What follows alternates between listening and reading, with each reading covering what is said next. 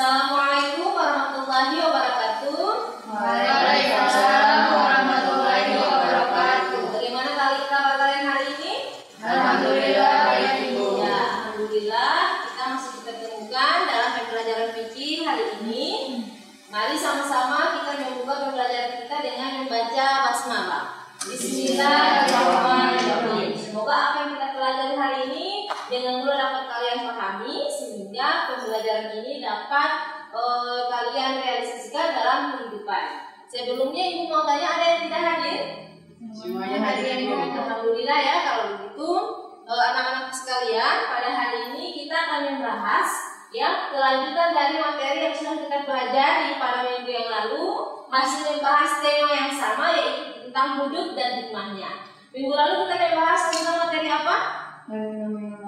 Ya, minggu lalu kita sudah membahas tentang ketentuan Islam mengenai minuman keras. Bahwasanya halal itu baik sedikit ataupun banyak, memabukkan atau tidak memabukkan, tetap hukumnya haram. Ya, hari ini kita akan melanjutkan pembelajaran kita dengan tema hudud dan hikmahnya, tetapi kita akan mempelajari tentang mencuri.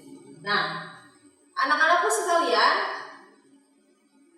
dalam mempelajari materi kita mengenai hudud dan hikmahnya, yang pertama kompetensi dasar yang akan kita pelajari dalam pembelajaran kita kali ini adalah menganalisis ketentuan Allah tentang hudud dan hikmahnya. Yang kedua, menyajikan contoh-contoh hasil analisis pelanggaran yang terkena ketentuan hukum hudud. Dari indikator kompetensi dasar tersebut, maka indikator pencapaian kompetensi setelah kita melakukan proses pembelajaran, yang pertama mengkonsepkan pengertian hudud, mendeskripsikan macam-macam hudud, mengorganisir ketentuan Islam mengenai hudud, mempresentasikan hasil analisis tentang hudud dan hikmahnya, serta menyajikan hasil analisis tentang hudud dan hikmahnya. Dari indikator tersebut, maka tujuan pembelajaran kita pada kesempatan kali ini adalah setelah kalian melakukan proses pembelajaran dengan pendekatan saintifik, yaitu melalui proses pengamatan, menanya, mengeksplorasi, mengasosiasi, dan mengkomunikasikan, diharapkan kalian semua dapat mengkonsepkan pengertian hudud, mendeskripsikan tentang macam-macam hudud disertai dengan dalilnya, mengorganisir ketentuan Islam mengenai hudud, mempresentasikan hasil analisis dan menyajikan hasil analisis tentang hudud, serta membangun sikap adil dan tanggung jawab sebagai salah satu bentuk implementasi kalian dalam memahami pembelajaran kita pada hari ini. Nah, anak-anakku sekalian, sebelum kita melanjutkan pada proses pembelajaran, Ibu inginkan kalian mengamati kedua gambar yang ada di depan. Lalu jawab pertanyaannya, gambar kedua ini berhubungan dengan peristiwa apa? Ada yang bisa? Ayo. Ya, silakan. Assalamualaikum warahmatullahi wabarakatuh. Waalaikumsalam warahmatullahi wabarakatuh. Dari kedua gambar tersebut adalah suatu tindak pidana mencuri. Ya, berikan tepuk tangan kepada Anda. Baik ya, gambar ini adalah ilustrasi dari perbuatan yang dilakukan seseorang, yaitu mengambil barang milik orang lain. Nah, atau yang biasa kita sebut sebagai tindak pidana mencuri. Selanjutnya, anak-anakku sekalian, silakan kalian menonton video berikut ini. Oke, setelah kalian mengamati kedua gambar, lalu menyimak atau menonton video yang telah Ibu sajikan tadi, apakah ada permasalahan atau pertanyaan yang perlu kalian pertanyakan atau permasalahan yang kalian lihat dalam kehidupan sehari-hari? Silakan mengemukakan permasalahan atau pertanyaannya. Saya Ibu, bagaimana ketentuan hukum Islam mengenai mencuri apabila pencurian itu tidak mencukupi nisab yang telah ditetapkan? Apakah dipotong tangan atau diberikan hukuman apa Ibu? Nah, baik, sangat bagus sekali apa yang disampaikan oleh Zidan. Mari kita tepuk tangan untuk Zidan. Oke, itu permasalahan pertama ya yang Zidan jumpai terkait dengan permasalahan materi kita mengenai mencuri. Nah, apakah ada permasalahan lain selain yang disampaikan teman kita tadi yang kalian temukan dalam kehidupan sehari-hari? Silakan. Apakah perbuatan korupsi bisa disamakan dengan mencuri karena sama-sama mengambil hak milik orang lain secara sembunyi-sembunyi? Oke, bagus sekali permasalahan yang dipertanyakan oleh teman kita Napsia. Berikan tepuk tangan kepada Napsia. Nah, anak-anakku sekalian, itu adalah dua permasalahan yang ditemukan oleh teman-teman kalian terkait dengan materi kita tentang pencurian. Yang pertama, bagaimana jika seseorang itu melakukan tindak pidana pencurian tetapi tidak mencukupi nisab yang ditentukan dalam Islam, yaitu 1/4 dinar atau 1/4 dirham? Apakah hukumannya? Ya, dia dipotong tangan atau diberikan hukuman apa? Yang kedua, apakah tindak pidana korupsi itu bisa dipersamakan dengan mencuri? Dalam hal ini bisa disama-sama dipotong tangannya karena ada unsur kesamaannya, yaitu mengambil hak milik orang lain secara sembunyi-sembunyi. Nah, dua permasalahan tersebut silahkan kalian diskusikan dalam kelompok masing-masing yang telah Ibu bagi. Tugas kalian adalah mengumpulkan data terkait dengan dua permasalahan tadi, mengasosiasikan dengan teman, berdiskusi dengan teman, lalu hasil diskusi itu nanti akan dipresentasikan di depan kelas untuk teman-teman yang lain mendengarkan hasil diskusi kalian. Ibu berikan kesempatan kepada kalian untuk melakukan diskusi kelompok. Silahkan. كطلعته وجهه جميل والشمس كبسمته ظل ظليل هو عبد الله سيد الخلق ومصطفاه وحبيب الله خير مبعوث بوحي الله مولاي صل وسلم دائما أبدا على حبيبك خير الخلق كلهم مولاي صل. Baiklah anak-anakku sekalian, karena kalian telah selesai melakukan pengumpulan data serta berdiskusi dengan teman kelompok, Ibu berikan kesempatan kepada kelompok 1 untuk mempresentasikan hasil diskusinya terkait dua permasalahan yang tadi ditemukan oleh teman-teman kita. Silahkan kelompok 1 mempresentasikan hasil diskusinya. Assalamualaikum warahmatullahi wabarakatuh. Jadi saya akan menjawab pertanyaan dari Zidan. Yang pertanyaannya, bagaimana ketentuan hukum Islam mengenai mencuri apabila pencurian itu tidak mencukupi nisab yang telah ditetapkan? Apakah dipotong tangan atau diberikan hukuman yang lain?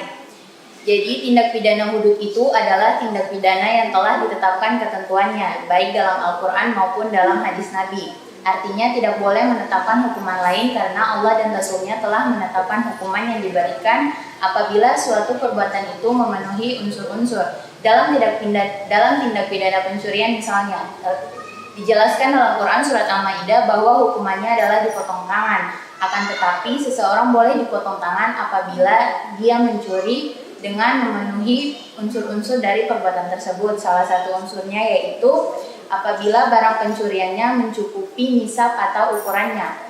Ukurannya itu dijelaskan dalam hadis Nabi yang diriwayatkan oleh Aisyah, yang besar nilainya itu adalah seperempat dinar emas atau 1/4 dirham, yang artinya apabila seseorang mencuri tidak mencukupi nisabnya atau ukurannya, maka dia tidak boleh dipotong tangan.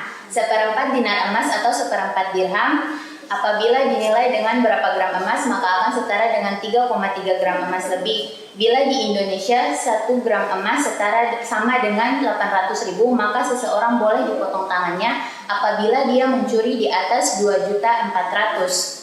Artinya apabila seseorang mencuri tidak mencukupi nisab tersebut, maka dia tidak boleh dipotong tangan. Akan tetapi dalam Islam harus diberikan hukuman agar seseorang itu tidak lagi mengulang perbuatannya dengan memberikan hukuman ta'zir atau hukuman yang ditetapkan oleh pemerintah setempat. Assalamualaikum warahmatullahi wabarakatuh. Saya akan menjawab pertanyaan dari Nafsia Rumadai.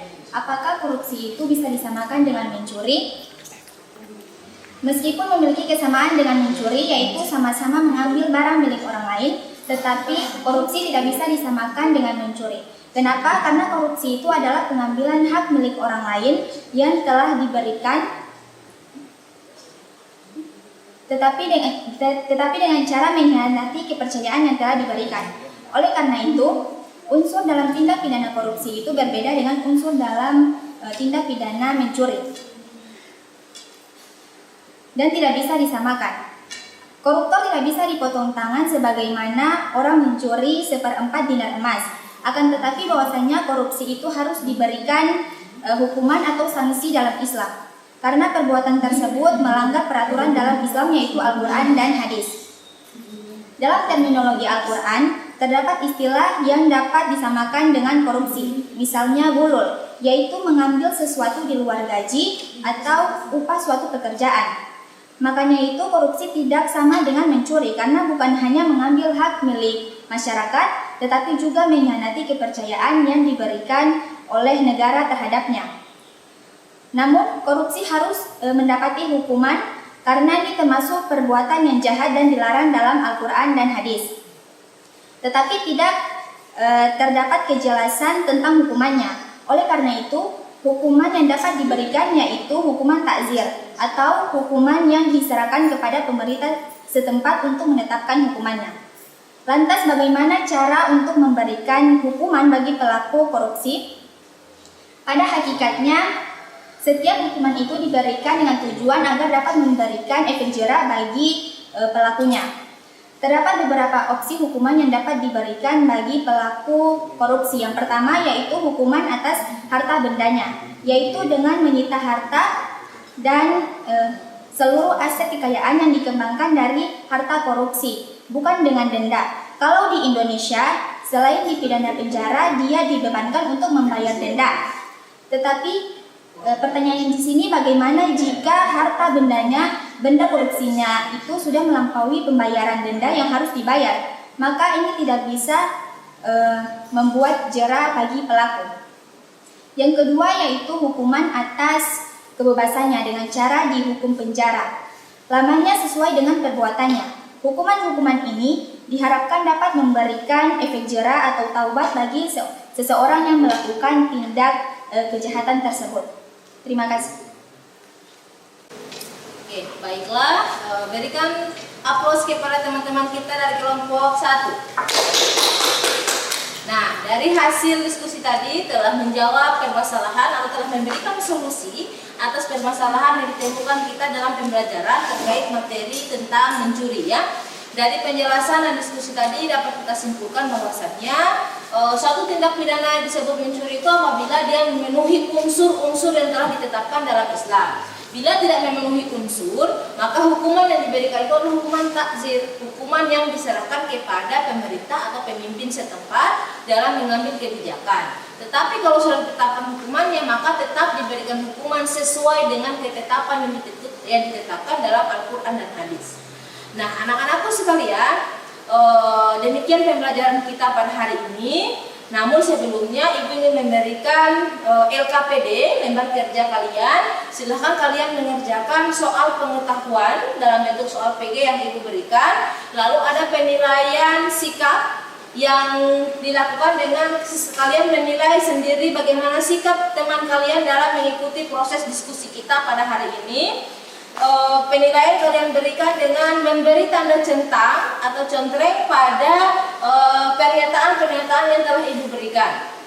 Nah, yang ketiga ada tugas penilaian keterampilan, yaitu kalian mencari gambar atau bacaan terkait dengan dampak negatif yang ditimbulkan dari perilaku-perilaku yang termasuk dalam tindak pidana hudud. Nah, itu dibuatkan dalam bentuk portofolio. Keseluruhan tugas itu akan kalian kumpulkan pada minggu depan sebelum kita melanjutkan proses pembelajaran. Nah, anak-anakku sekalian, demikian pembelajaran kita. Mari kita sama-sama menutup pembelajaran kita pada hari ini dengan mengucapkan hamdalah. Namun sebelum itu Ibu ingin ingatkan kepada kalian untuk tetap mempelajari kelanjutan materi kita, lalu menjaga kesehatan kalian, memperhatikan protokol kesehatan, dan selalu beribadah di rumah. Semoga Allah masih memberikan kita kesempatan bertemu lagi di minggu yang akan datang. Mari kita sama-sama menutup dengan membaca hamdalah. Alhamdulillahirabbil alamin.